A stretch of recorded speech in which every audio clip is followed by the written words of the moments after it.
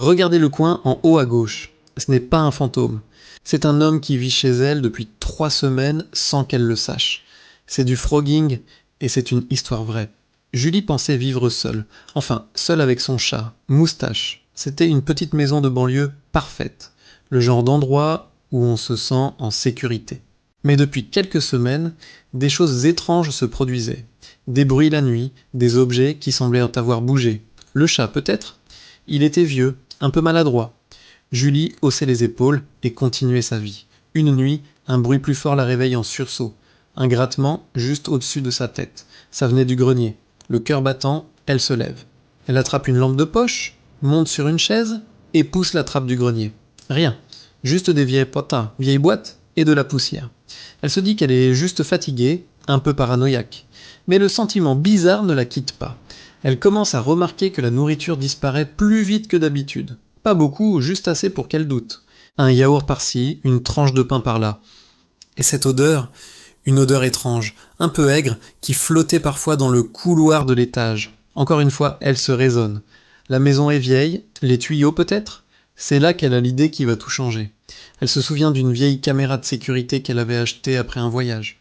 Elle décide de l'installer dans la cuisine, pointée vers le salon et le couloir. Juste pour se rassurer, se prouver qu'elle imagine tout, elle la branche, la connecte à son téléphone et va se coucher, espérant une nuit paisible. Le lendemain matin, elle attrape son téléphone en préparant son café. Elle ouvre l'application, un peu anxieuse. Elle fait défiler l'enregistrement de la nuit. 1 heure, 2 heures de silence. Juste le chat qui traverse l'écran de temps en temps. Elle soupire de soulagement. Elle était juste stressée. Puis, à 2h17 du matin, son cœur s'arrête. Sur l'écran, en vision nocturne granuleuse, la trappe du grenier s'ouvre. Lentement, sans un bruit, une jambe apparaît, puis une autre. Une silhouette mince et sombre descend l'échelle escamotable avec une agilité effrayante. C'est un homme. Il se déplace à pas de loup, pieds nus sur son parquet. Il va dans sa cuisine, ouvre son frigo, prend une bouteille d'eau et boit directement au goulot. Julie sent la nausée monter. Cet homme était là, dans sa maison, pendant qu'elle dormait juste à côté. L'enregistrement continue. L'homme se dirige vers le salon, il s'arrête. Il regarde fixement vers la porte de sa chambre. Il reste là, immobile, pendant de longues minutes, juste à la regarder. Julie tremble, incapable de détacher ses yeux de l'écran. Mais le pire est à venir. Attendez de voir ce qu'il fait avec sa brosse à dents. Vers 3h du matin, après avoir inspecté la maison, l'homme se dirige vers la salle de bain. La caméra ne filme pas directement à l'intérieur, mais on le voit entrer. Quelques secondes plus tard, il ressort. Il tient quelque chose dans sa main. Julie zoom, c'est sa brosse à dents. Il la porte à sa bouche et l'utilise. Puis, il la rince et la remet tranquillement à sa place, dans le gobelet. Julie lâche son téléphone. La bile lui monte à la gorge. Depuis combien de temps ? Combien de fois a-t-elle utilisé cette brosse à dents après lui ? Elle se sent violée, souillée. Elle regarde la porte de sa chambre, puis le plafond.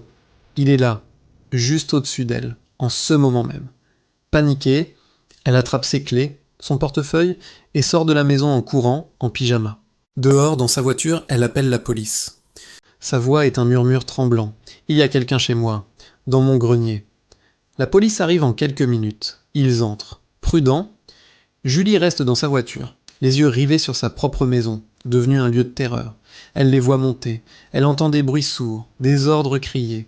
Puis le silence. Un policier sort et vient vers elle. « Madame, on l'a. Vous pouvez sortir. » L'homme était un sans-abri qui avait repéré la trappe du grenier, facilement accessible de l'extérieur. Il vivait là depuis près d'1 mois. Il avait créé un petit nid avec de vieilles couvertures. Il sortait la nuit pour manger, boire et l'observer. Il a dit à la police qu'il aimait le calme de la maison, qu'il se sentait chez lui. Cette histoire est basée sur de nombreux cas réels, comme celui terrifiant de Caroline du Sud en 2019. L'idée que quelqu'un puisse envahir notre espace le plus intime sans qu'on le sache est une peur universelle. Julie n'a jamais pu retourner vivre dans cette maison. Alors la prochaine fois que vous entendrez un bruit étrange la nuit, que vous aurez l'impression qu'un objet a bougé, ce n'est peut-être pas juste votre imagination. Merci d'avoir regardé. Si cette histoire vous a glacé le sang, n'oubliez pas de liker et de vous abonner pour ne pas manquer nos prochaines vidéos. Restez prudents.